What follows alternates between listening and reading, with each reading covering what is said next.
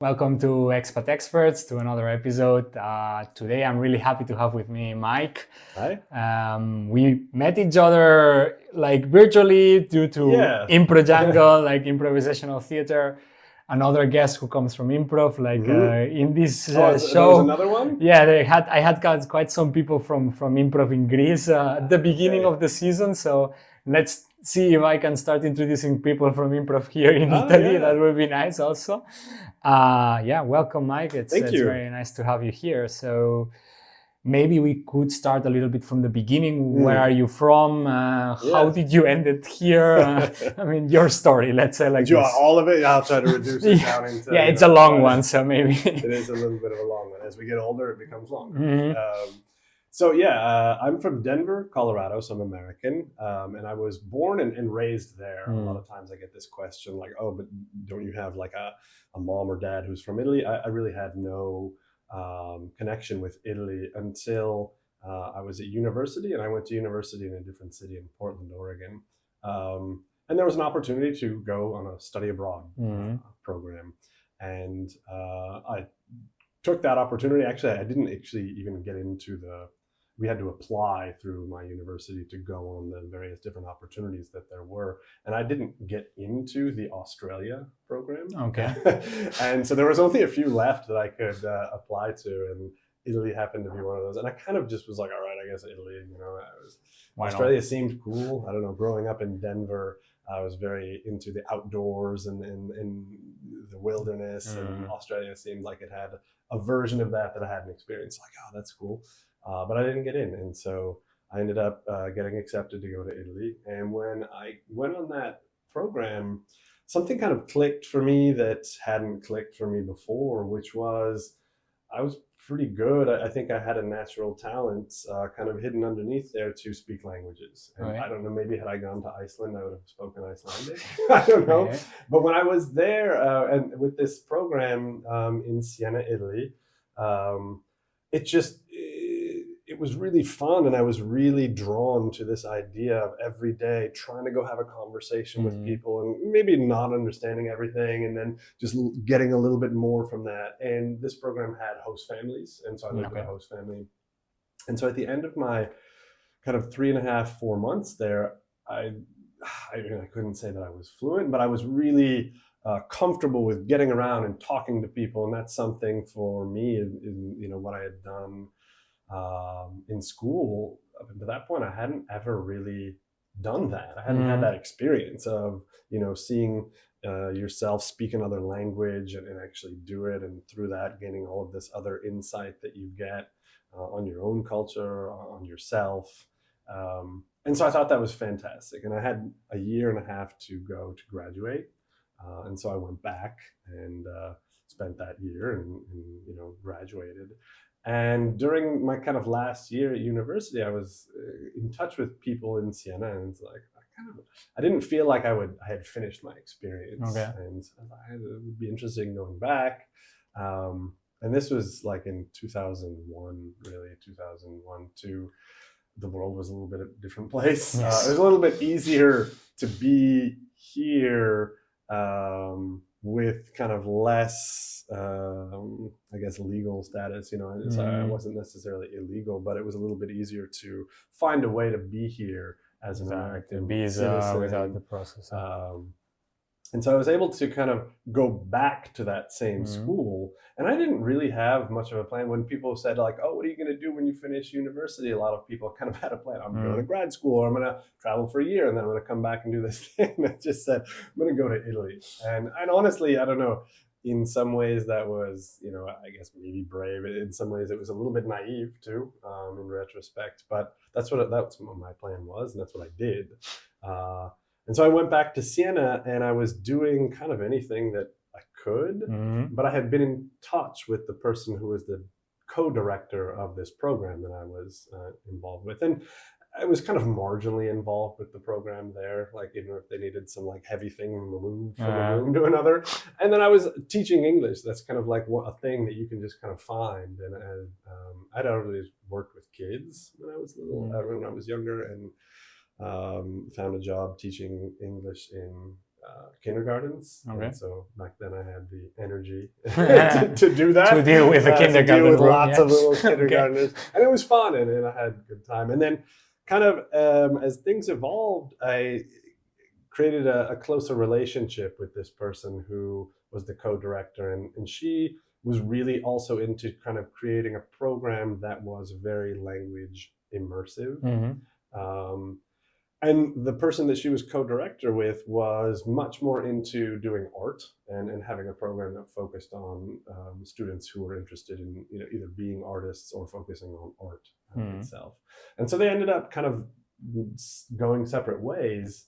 And this is in 2004. So I was also going back and forth, like working back in the summer in Denver and then going back and seeing what I could do. And so in 2004, she wanted to create this school, and I was kind of in the right place at the right time to do that, be part of that, be part of this group that we created this school. And so that's what I did for about 16 years up until 2020.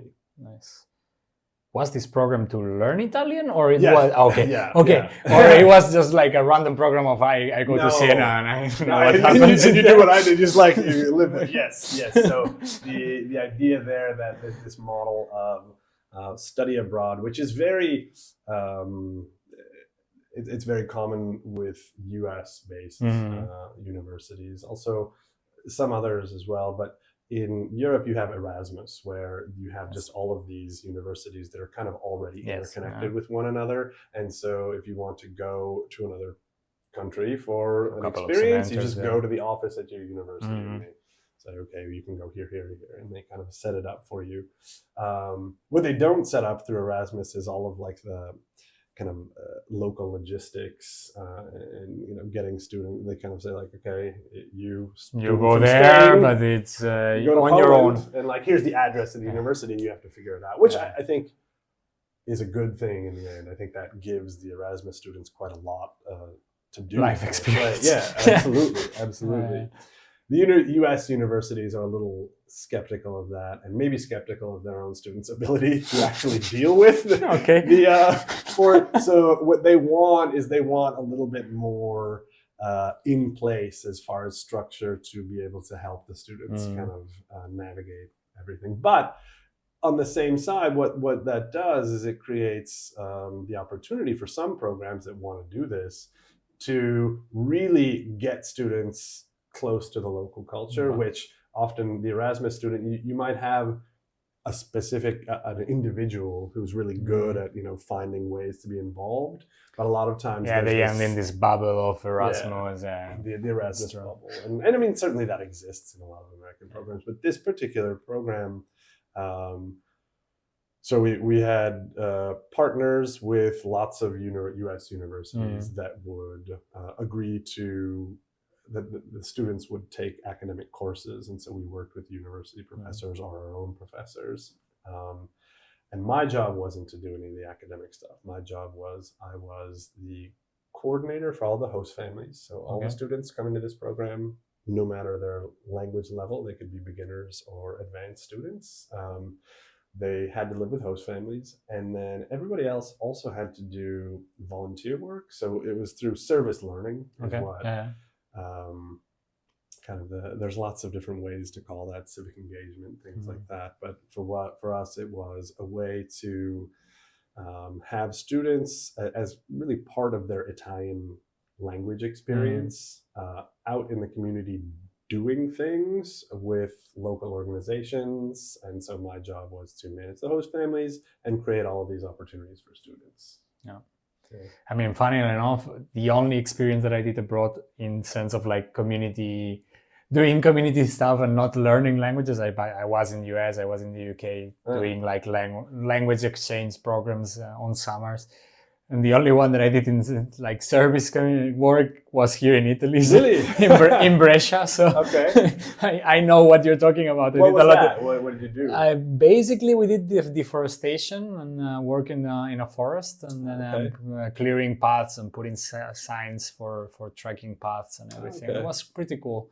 It was less focused on learning the language on itself, but it was an interesting... It's when I start fell in love a little bit with Italian when I started realizing, as a Catalan who speaks Catalan and Spanish, this language is relatively coming easy, I used to listen to a lot of Italian music, but it's when I spent here like a couple of months and I went out like speaking Italian a little bit because it's very similar. And once you are inside of the circle, of course, I still do mistakes right now when I speak but I realized that it interested me and I like it here. So it was maybe the one that triggered why we are here right now. So, I mean, it is a thing. I mean, for me, I had this kind of extra immersive thing is that not only was I sometimes even a participant in these things, but I was also working with the organizations or working with a school to try to get to make it functional for everybody involved. But so I had to have an eye for like, what are the things that students who are only here for 3 months, what are they going to be able to experience that will give them that, that will get them as close to that as possible. And of course, not everybody is the same. Some people are going to maybe enjoy themselves, but not fall in love with anything. But so that was what I did. And I kind of really liked this position in this thing that I had where I was able to be this bridge. And I kind of created this position for myself, and I did that for a long time. That's the point. How much time did you spend in Siena? Because now we are in Bologna. We are not in Siena. I have the poster even here, like representing, let's say, like this. So there has been a change of city. It has, but inside of Italy, you spent quite some time in Siena. I did. Though. Yeah, I did that for 16 years. Okay. And I got to know the city really well. I made lots of good friends there, and working with this very unique organization. I think that's the thing. Pretty early on, I kind of recognized, although I don't think that I saw everything fully clearly,